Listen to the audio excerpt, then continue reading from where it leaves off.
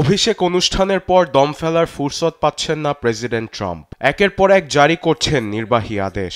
Capital one এরিনাতে উপস্থিত হাজার হাজার জনতাকে সাক্ষী রেখে সই করছেন তিনি। এ যেন যুক্তরাষ্ট্রের জন্য এক সুবর্ণ যুগের সূচনা।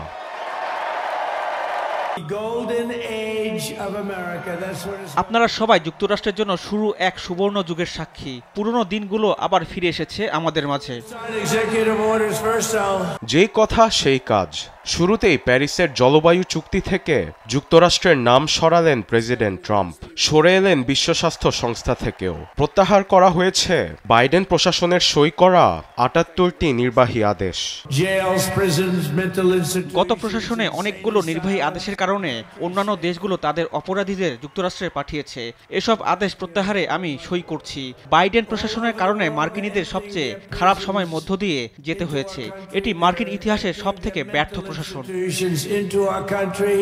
২০২১ সালের জানুয়ারির শুরুতে ক্যাপিটল হিলের দাঙ্গার সঙ্গে সম্পৃক্ত ১৫০০-এর বেশি মার্কিনীদের নজিরবিহীন ক্ষমা করেছেন প্রেসিডেন্ট ট্রাম্প। রাষ্ট্রদ্রোহের ষড়যন্ত্রে প্রাউড বয়েস ও ওথ কিপার্সের মতো কট্টর ডানপন্থী সংগঠনগুলোকে জেল থেকে দিয়েছেন মুক্তি। এছাড়াও সন্ত্রাসী দেশের তালিকায় তালিকাভুক্ত করা হয়েছে কিউবাকে। রুশ ইউক্রেন যুদ্ধ বন্ধে প্রেসিডেন্ট পুতিনের সঙ্গে দ্রুত আলোচনায় বসার ঘোষণা দিয়েছেন প্রেসিডেন্ট ট্রাম্প। এর পাশাপাশি ফেব্রুয়ারির শুরু থেকে কানাডা ও মেক্সিকোর পণ্যতে ২৫% শুল্ক বসানো হবে বলেও জানিয়েছেন তিনি।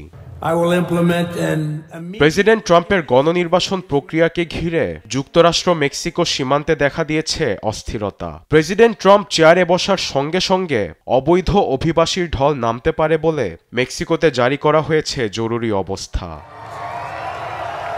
আরবিদ আফসার, নিউজ ডেস্ক, দেশ টিভি।